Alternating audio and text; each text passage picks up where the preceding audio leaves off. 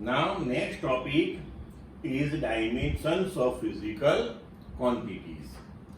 अभी देखो हमने स्टार्टिंग में डिस्कस किया था कि derived physical quantities and fundamental physical quantities. तो हमने डिस्कस किया था कि जो physical quantities fundamental physical quantities के प्रॉपर कॉम्बिनेशन से डिफाइन की जाती है उसको हम बोलते हैं डिराइव्ड फिजिकल क्वांटिटीज। अभी ये जो डिराइव्ड क्वांटिटीज है, मानो कि हमने वेलोसिटी ले ली, तो velocity that is distance upon time. Distance बोलो या लेंथ बोलो, length upon time.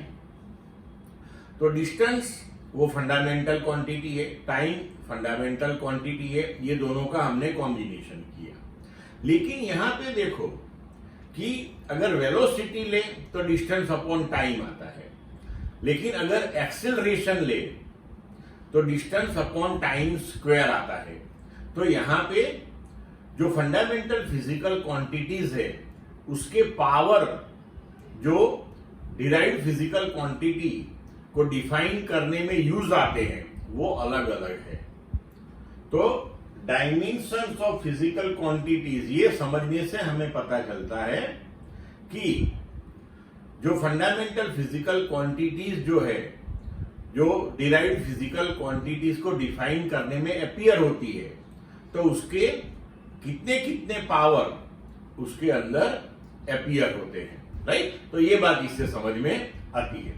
Now let's understand the dimensions of a physical quantity are the powers or exponents to which the base quantities or fundamental quantities are raised to represent that quantity। जैसे हमने बोला कि distance upon time, तो distance means length, तो उसका एक power आया। Upon time तो 1 अपॉन टाइम रेस टू 1 आया, इसका मतलब कि टाइम रेस टू -1 आया। तो इस तरीके से तो dimensions of the physical quantities are denoted with square bracket. तो जब भी हम स्क्वायर ब्रैकेट में किसी भी फिजिकल क्वांटिटी का सिंबल लिखेंगे, जैसे फोर्स, तो उसका कैपिटल एफ, मतलब स्क्वायर ब्रैकेट में आप लिखोगे means you are dealing with dimensions of force. और जब हम डायमेंशंस के साथ डील करते हैं, at that time length has the dimensions L, मतलब कि लेंथ के लिए हम कैपिटल एल यूज करेंगे, मास के लिए कैपिटल एम, टाइम के लिए कैपिटल टी, इलेक्ट्रिक करंट के लिए कैपिटल ए, थर्मोडायनेमिक टेम्परेचर के लिए कैपिटल के, ल्यूमिनस इंटेंसिटी के लिए CD and amount of substance के लिए एमओ एल। ये सब सिंबल्स हम यूज करेंगे, ठीक है, clear. Now next is dimensional formula and dimensional equations. Now see the expression which shows how and which of the base quantities represent the dimensions of a physical quantity is called the dimensional formula of the given physical quantity. तो इसे हम example से समझते हैं फिर, ठीक है। जैसे कि velocity that is distance upon time. तो वेलोसिटी की डायमेंशंस मतलब कि स्क्वायर ब्रैकेट में इसको रखना है, that is equal to distance. उसके लिए हम सिंबल यूज करेंगे capital L, length upon time, time के लिए कैपिटल टी। तो इसको हम लिख सकते हैं L raise to 1, T raise to -1। कई बार इसको सिंपली एल रेस टू 1 भी नहीं लिखते हैं, सिर्फ एल लिखते हैं, तो ये भी चलता है, right. So dimensions of v that is L1 t -1। तो यहां पे मास अपीयर नहीं होता है, तो मास रेस टू 0। ये एक आदत है ऐसे लिखने की मैंने, मानो की। तो जब डायमेंशनल फॉर्मूला या डायमेंशंस आप लिखते हो तब M L T ये तीनों लिखते हैं, और जो उसमें अपीयर नहीं होता है उसका पावर 0 लेते हैं। तो यहां पे मास अपीयर नहीं होता है तो उसका पावर 0 ले लिया।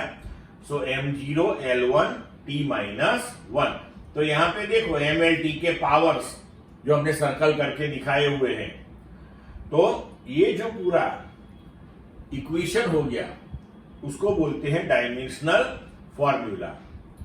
और an equation obtained by equating a physical quantity with its dimensional formula is called the dimensional equation of the physical quantity. तो जब हम पूरा लिखते हैं v equal to m0 L1 t minus 1, तो उसको पूरा डायमेंशनल इक्वेशन बोलते हैं और इसको डायमेंशनल फॉर्मूला बोलते हैं। ठीक है, अभी देखो कि we can write here dimensional equation like this, dimensional equation of velocity that is square bracket में m0 L1 t माइनस 1। और यहां हम ऐसा बोल सकते हैं कि वेलोसिटी में मास के डायमेंशन 0 है, लेंथ के 1 है और टाइम के -1 है। Clear? Now next topic in text, that is dimensional analysis. तो डायमेंशनल एनालिसिस का मतलब क्या है? तो डायमेंशनल एनालिसिस मतलब the problem solving in physics using dimensional formulas. मतलब कि डायमेंशनल फॉर्मूला का यूज करके आपको फिजिक्स के कुछ प्रॉब्लम सॉल्विंग करने हैं। किस टाइप के प्रॉब्लम सॉल्विंग करने हैं वो हम देखेंगे, लेकिन इंपॉर्टेंट थिंग ये है कि इस प्रॉब्लम सॉल्विंग में we have to use dimensional formulas. तो सबसे पहले तो डायमेंशनल फॉर्मूला सभी फिजिकल क्वांटिटीज की आनी चाहिए। तो डायमेंशनल फॉर्मूलाज हम सभी फिजिकल क्वांटिटीज की कैसे लिखते हैं? तो पहले हम देखते हैं dimensional formula of physical quantities. वैसे अगर आपको किसी भी फिजिकल क्वांटिटी की डेफिनेशन पता है तो आप इजीली उसकी डायमेंशनल फॉर्मूला लिख सकते हो।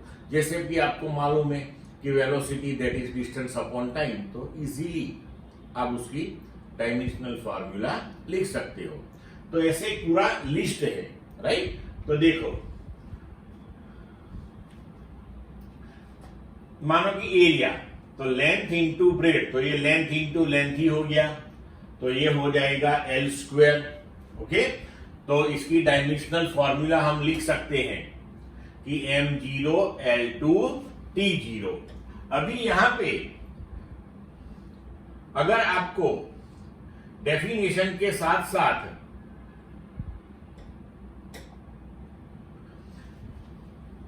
इसका यूनिट अगर याद है तो भी आप डायमेंशनल फॉर्मूला प्रिपेयर कर सकते हो। तो डेफिनेशन याद है तो यूनिट भी लिख सकते हो, राइट? तो डायमेंशनल फॉर्मूला याद है तो भी यूनिट लिख सकते हो, यूनिट याद है तो डायमेंशनल फॉर्मूला लिख सकते हो। जैसे कि यहां पे लिखे तो लेंथ का यूनिट क्या हो जाएगा? तो मानो कि मीटर, तो ये भी हो गया मीटर, तो मीटर इंटू मीटर, तो हम यहां पे लिख सकते हैं कि इसका यूनिट हो गया मीटर स्क्वायर। तो इस तरीके से हम लिख सकते हैं।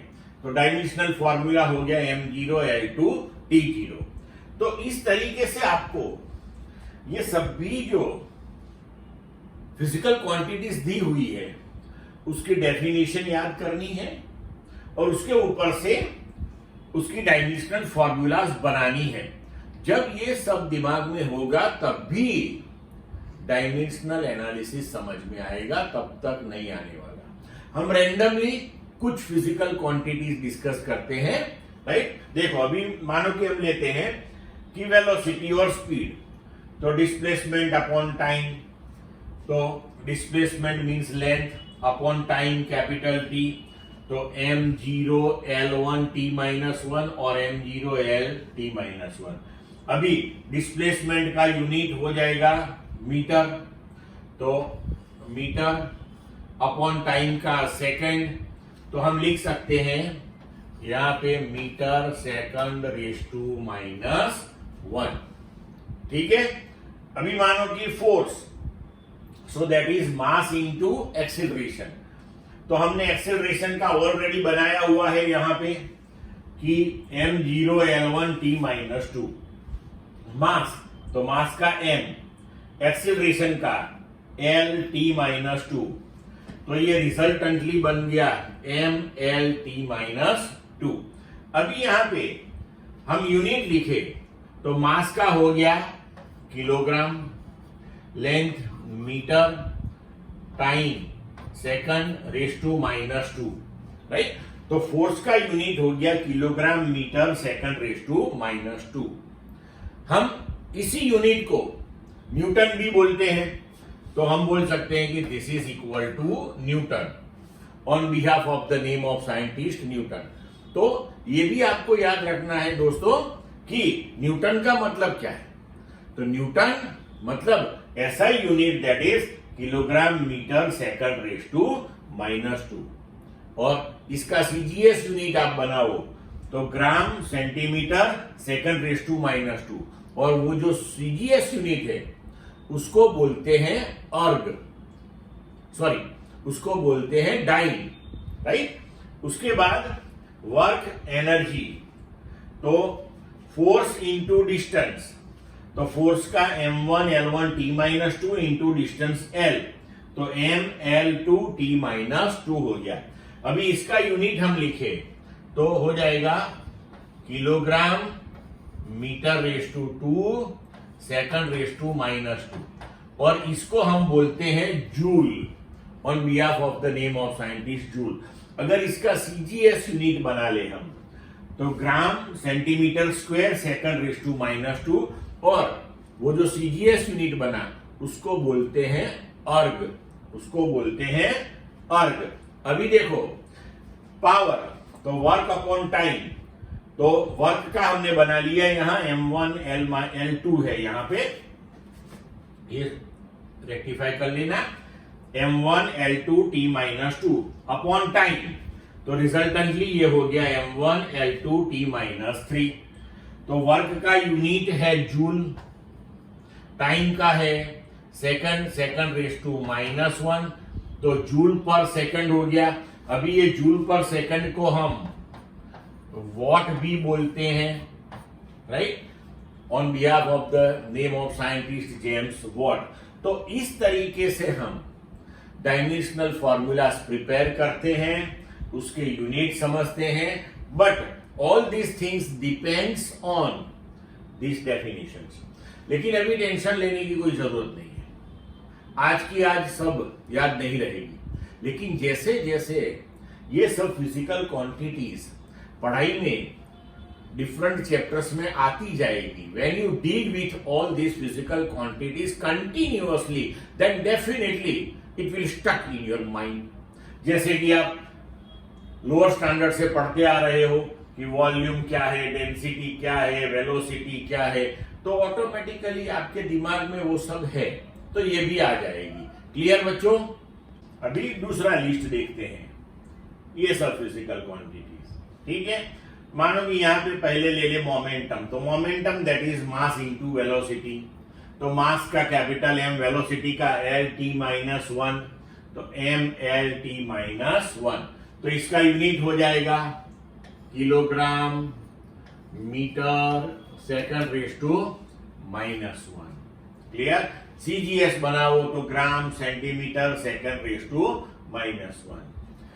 अभी ये सब फिजिकल क्वांटिटीज कहाँ पे कैसे यूज में आती है वो सब हम सीखेंगे डिफरेंट चैप्टर्स में। ये सब फिजिकल क्वांटिटीज के साथ आपको डील करना है, तो ऑटोमेटिकली आप डिटेल में इसको समझेंगे। अभी तो सिर्फ उसको कैसे डिफाइन करते हैं वही याद रखना है। चलो रैंडमली अलग ले लेते हैं अभी एक, तो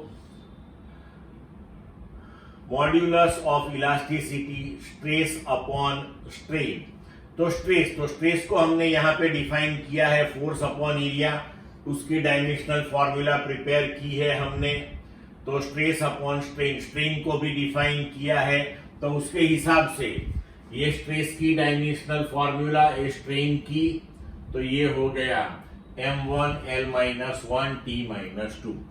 और यहां पे एक बात याद रखो कि जैसे ये प्रेशर और स्ट्रेस, वैसे ये दोनों फिजिकल क्वांटिटीज अलग है, लेकिन उसके डायमेंशंस यूनिट सेम है।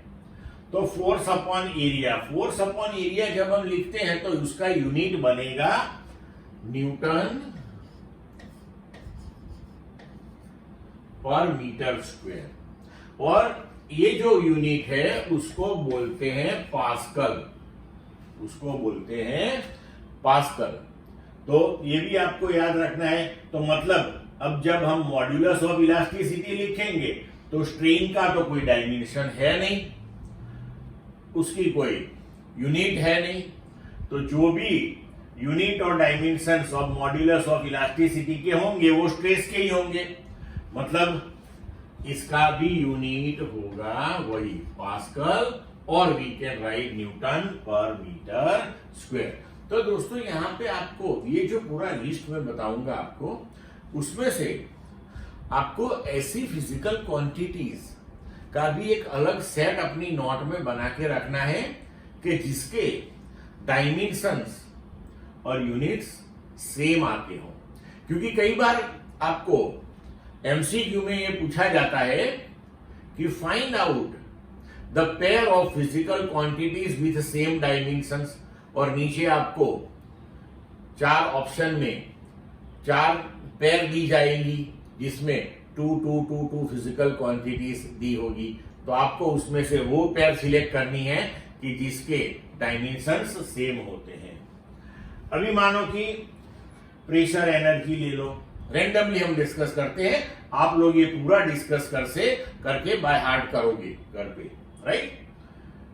तो pressure energy that is pressure into volume, तो ये हो गया प्रेशर का आगे किया हुआ है ml-1 T-2 और वॉल्यूम का L3, तो रिजल्टेंटली बन गया ml2 T-2। इसका यूनिट भी आप लिख सकते हो कि प्रेशर का जो है वो पास्कल है इनटू मीटर क्यूब, ठीक है। अभी एंगुलर डिस्प्लेसमेंट और एंगल, तो वो आएगा आर्क अपॉन रेडियस, आर्क की लेंथ मेजर होगी, राइट। रेडियस उसकी भी लेंथ होगी, तो लेंथ अपॉन लेंथ, तो ये हो गया डायमेंशन लेस। डायमेंशन लेस हो गया, लेकिन इसका यूनिट है, आपको याद हो तो हमने डिस्कस किया था, रेडियन। तो यूनिट इसका याद रखना है। कोई भी ट्रिगोनोमेट्रिक रेशियो ले लो आप, sine theta, cos theta, tan theta, ऐसा कुछ भी, तो उसके लिए भी डायमेंशंस आएंगे 0 0 0, ठीक है। क्लियर दोस्तों। अभी थर्ड लिस्ट है ये वाला, चलो इसमें से कुछ भी ले लेते हैं कि मोमेंट ऑफ इनर्शिया, तो that is mass into radius of gyration square. अब रेडियस ऑफ गायरेशन वो डिस्टेंस ही है, राइट। तो मास उसका हो गया m, अगर ये डिस्टेंस ही है तो उसका हो गया लेंथ, उसका स्क्वायर है तो ml2। अगर हम इसके यूनिट लिखे तो यूनिट हो जाएगा किलोग्राम मीटर स्क्वायर। अगर सीजीएस यूनिट आप लिखो तो ग्राम सेंटीमीटर स्क्वायर। चलो कोई रेंडमली दूसरी ले लेते हैं कि torque, torque that is angular momentum upon time. उसकी दूसरी डेफिनेशन ये भी है कि force into distance.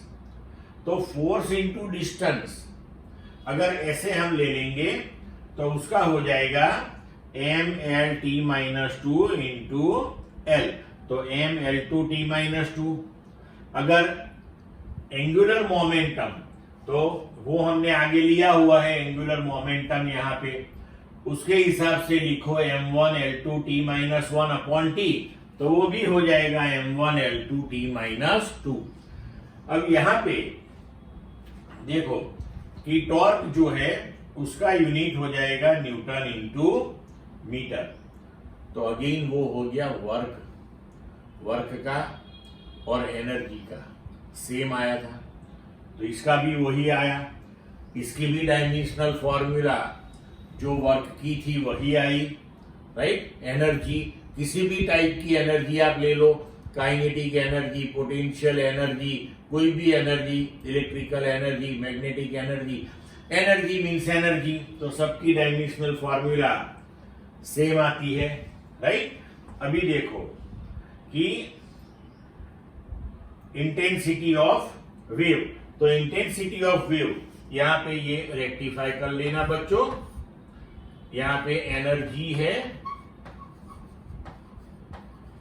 Energy upon time upon area. तो m1 L2 t minus 2 upon T whole thing divided by area. तो अब ये हो जाएगा कि m1 L2 upon L2 L0 and t minus 2 upon t तो हो गया t माइनस 3। क्लियर? अगर इसको लिखे तो एनर्जी अपॉन टाइम तो जूल अपॉन सेकंड होगा, उसको आप वॉट बोलते हैं, तो इसका यूनिट हो जाएगा वॉट अपॉन एरिया, एरिया का हो जाएगा मीटर स्क्वायर। तो इस तरीके से आप यूनिट्स भी प्रिपेयर कर सकते हो, राइट? उसको मगअप करने की जरूरत नहीं है, अंडरस्टैंडिंग से आप ये सब समझ सकते हो। क्लियर बेटा? अभी नेक्स्ट लिस्ट है ये वाला। तो मानो कि चलो यहां हम लेते हैं एनर्जी डेंसिटी, तो एनर्जी अपॉन वॉल्यूम, तो ये एनर्जी की डायमेंशनल फॉर्मूला, ये वॉल्यूम की, तो रिजल्टेंटली हो गई m1 L minus 1 t minus 2। देखो यहाँ पे हीट एनर्जी और इंटरनल एनर्जी वो सब की dimensional formula equal to work होगी। काइनेटिक एनर्जी ले लो, पोटेंशियल एनर्जी ले लो, रोटेशनल काइनेटिक एनर्जी ले लो, सब की हो जाएगी वो। ठीक है? अभी एंगुलर इंपल्स मानो तो टॉर्क इनटू टाइम, तो टॉर्क की हो गई m1 L2 t minus 2 into capital T, तो m1 L2 t माइनस 1। अभी देखो ये ग्रेविटेशनल कांस्टेंट, तो force into distance square upon mass into mass, तो फोर्स की dimensional formula distance square L2 mass mass mm। So finally you can write m minus 1 L3 t minus 2। इसका अगर unit लिखना है आपको तो फोर्स का हो जाएगा न्यूटन, फिर डिस्टेंस का हो जाएगा मीटर स्क्वायर अपॉन मास का हो जाएगा किलोग्राम स्क्वायर। तो आप इसको लिख सकते हो Newton metre square kilogram raise to minus 2 also. Clear बच्चों? चलो नेक्स्ट लिस्ट है अभी, इसमें लेते हैं प्लैंक कांस्टेंट। तो एनर्जी अपॉन फ्रीक्वेंसी, एनर्जी का m1 L2 t minus 2 upon frequency का t रेज टू माइनस 1, तो रिजल्टेंटली ये हो गया m1 L2 t minus 1। Clear? मानो कि लेटेंट हीट लेते हैं तो heat energy upon mass, heat energy means energy, तो उसका हो गया m1 L2 t minus 2 upon mass, mass upon mass तो m रेज टू 0 L2 और t माइनस 2। मानो कि हम लेते हैं थर्मल कंडक्टिविटी, तो उसकी डेफिनेशन है heat energy into thickness upon area into temperature into time. Heat energy का m1 L2 t minus 2, thickness का L, एरिया का L स्क्वायर, टेम्परेचर का K, टाइम का T, तो रिजल्टेंटली ये बन जाएगा m1 L1 t minus 3 K minus 1। तो दोस्तों हमने ये जो